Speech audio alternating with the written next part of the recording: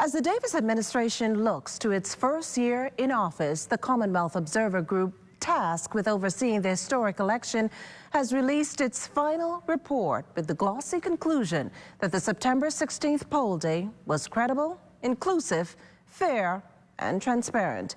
But there were also regrets and a subsequent call for the country's electoral processes to be further strengthened.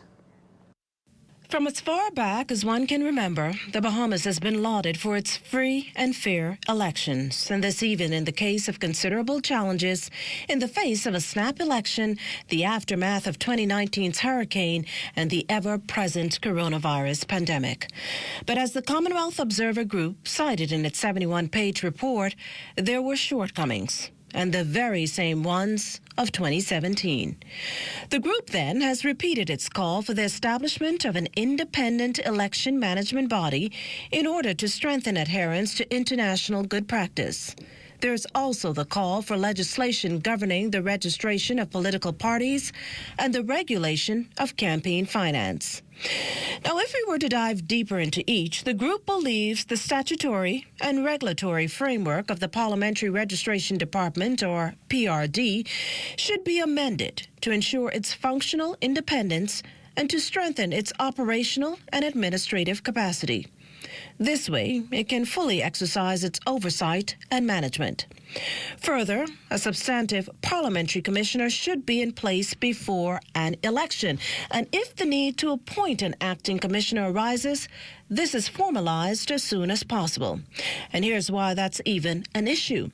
Following the announcement of the election date last August, some stakeholders raised issues that the election would be administered by a recently appointed acting parliamentary commissioner who had no experience conducting elections. However, as the report points out, Lovato Duncanson was assisted by former parliamentary commissioner Errol Bethel. Still, it stressed that lack of a permanent appointee is not ideal.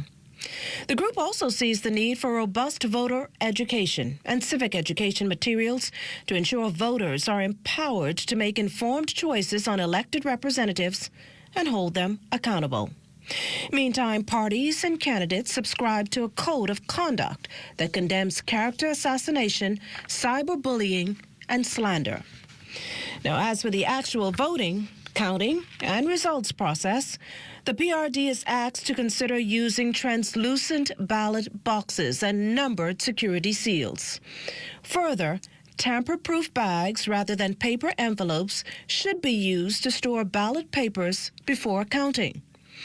In a letter, COG chairperson, the Honorable Bruce Golding, the former Prime Minister of Jamaica, urged stakeholders, and Bahamians for that matter, to seriously consider the recommendations, ones they strongly feel would not only greatly enhance the democratic credentials of the Bahamas, but deepen its democracy.